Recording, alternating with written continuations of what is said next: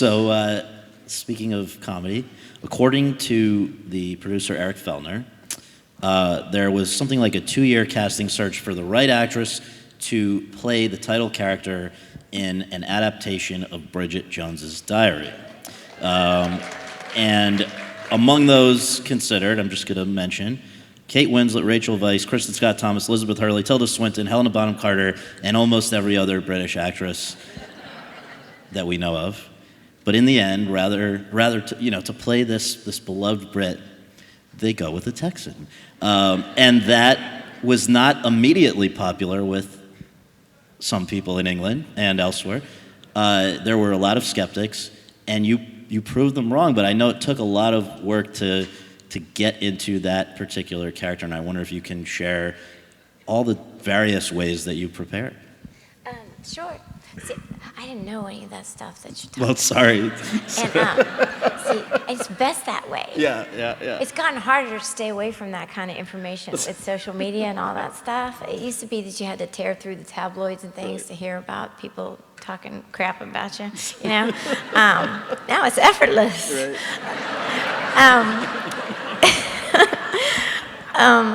That was fun.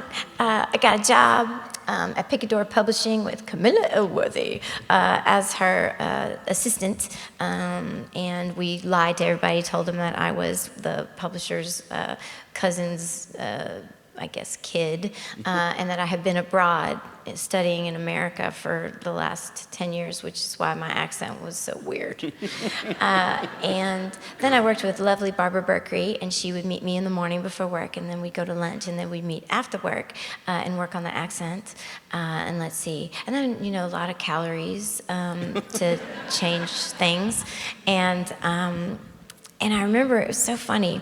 I went early, and I think I was there for maybe 6 months or 5 months before we started.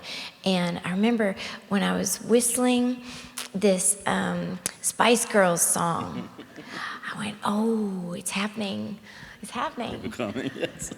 Yes. Right.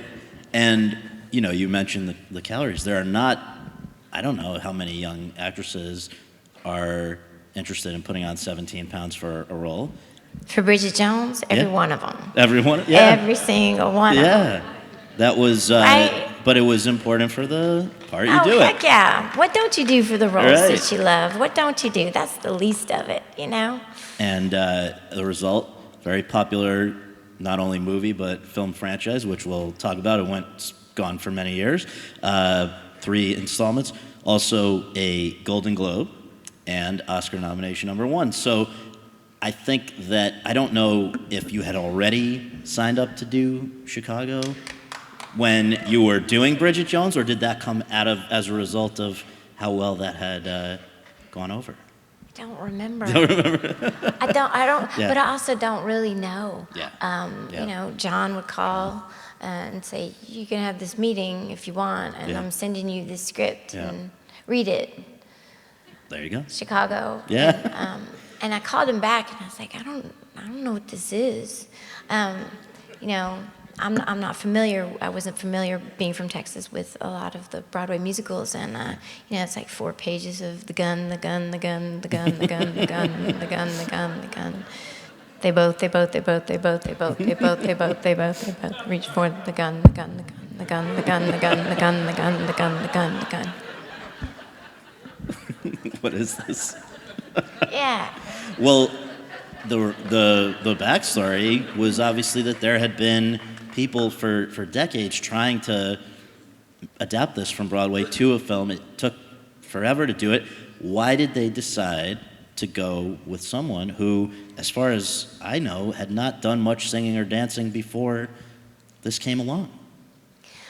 I don't know. Well, what did you...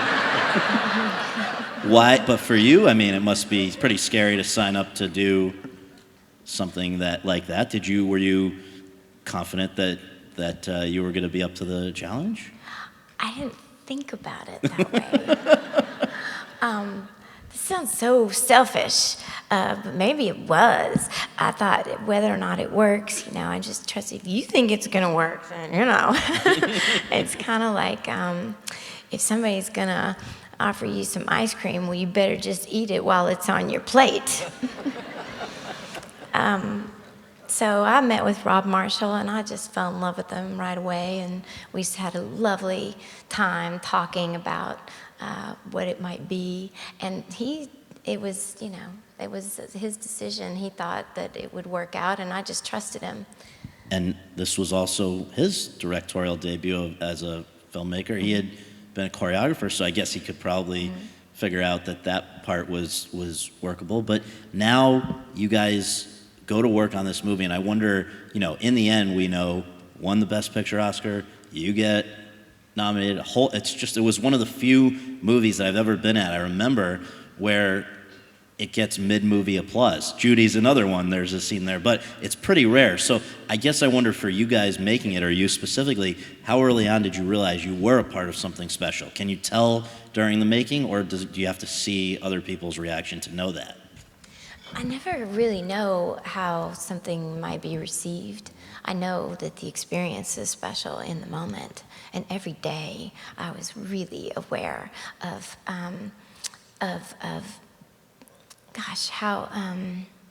what important those life moments were.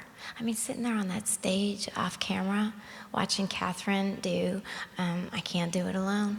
I mean, that's special, I didn't take one moment of that for granted, not one moment. Watching Latifah do her mama routine, and all those dancers who've been at it since they were kids in their glory on this stage. It was magnificent, and it did not escape me how lucky I was to be there. Not one moment.